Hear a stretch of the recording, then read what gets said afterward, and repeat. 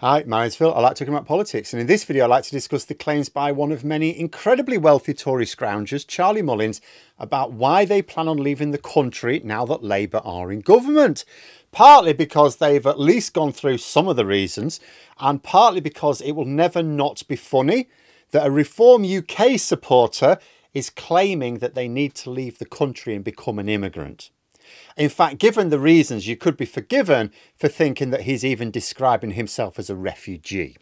But first, if you'd like to be kept informed on political commentary, please hit the subscribe button. So, there's nothing new in a load of rich Tory scroungers claiming they'll leave the country if Labour come to power. Happened in 1997 as well. And, you know, maybe a load of millionaires did leave. If so, we didn't notice as the economy powered up, people's standard of living increased, and most public services improved massively. And if the reasons for leaving the country is to avoid being made to pay taxes, why should we notice? These sort of wealthy Tory scroungers always remind me of the comical drunk, unable to pay for their drinks and loudly threatening the landlord that they're going to take their business elsewhere if they don't start being a bit more polite. Being clear, many of the big names threatening to leave in 1997 did not go anywhere in the end. I know, what a surprise. It's almost like other countries levy taxes as well, and some of them much more than the UK. But the loudest of the millionaire scroungers this time is Charlie Mullins, known as the richest plumber in Britain. He's been threatening to leave for a while now, although he still seems to be here. What's the matter? Did he lose his passport? Is he still stuck in the queue at Dover? Reading the numerous articles in the media, I see a lot of talk of his leaving, but none of where exactly he's going to move to. Maybe he hasn't thought that far ahead yet. Maybe it came as a surprise to him that Labour are now in government. But then we get onto his reasons for leaving the UK. Now, I pick on Mullins here, not just because he's the loudest, but because he's set out a couple of reasons. Now, all tax related. He first of all complains about the inheritance tax his children would have to cough up to the Treasury upon his death. But inheritance tax is in place right now, and it was designed by the Conservatives, and Labour haven't said they're increasing it. Now, it is, of course, possible that they will change inheritance tax rules in the upcoming or future budget, and it is possible that it would not be kind to Charlie Mullins. But we don't know that. You know, Labour didn't promise to change or not to change inheritance tax, so of course it's on the table for the budget, but they haven't announced any changes to inheritance tax at this point. So Mullins brandishing this £6 million figure for inheritance tax can only be based on the current rules, which was set by the Conservatives. So Mullins' first reason for leaving the UK appears to be something the Conservatives did, not Labour. Also, as a little aside, I find that all the right-wing arguments about taxation fall flat when you're talking about inheritance tax.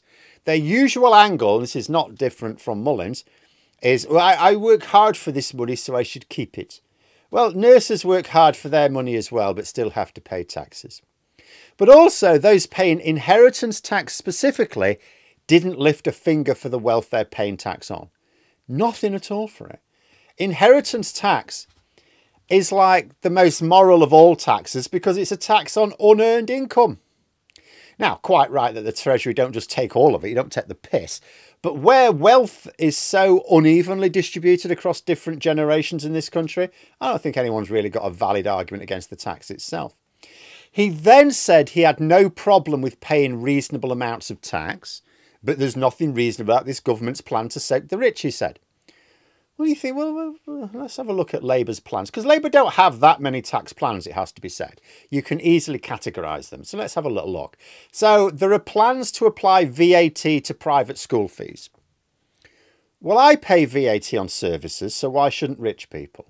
And it's not a tax on education, like they say, because everyone has access to a place in a state school, which is not only free of taxes, but free of fees as well.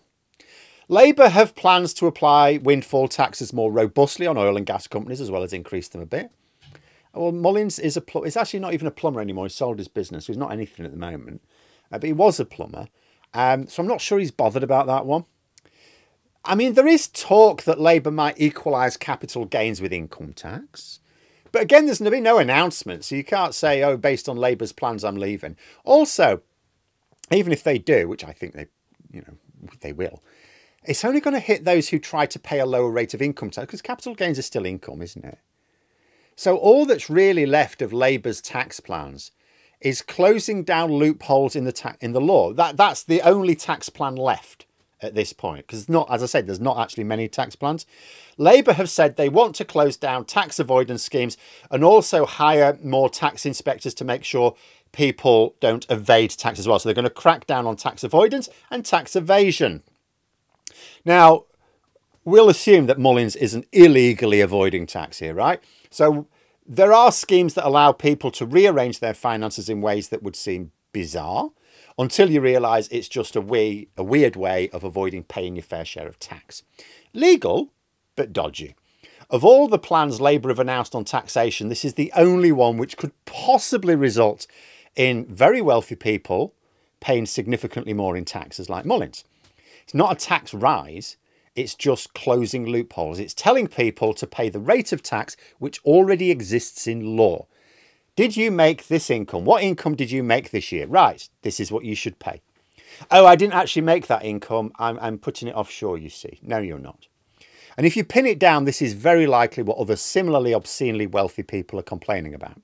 They've had a Conservative government who've created loopholes specifically to allow very wealthy people to avoid paying the standard rate of tax in order that they'll give them a bit of a donation.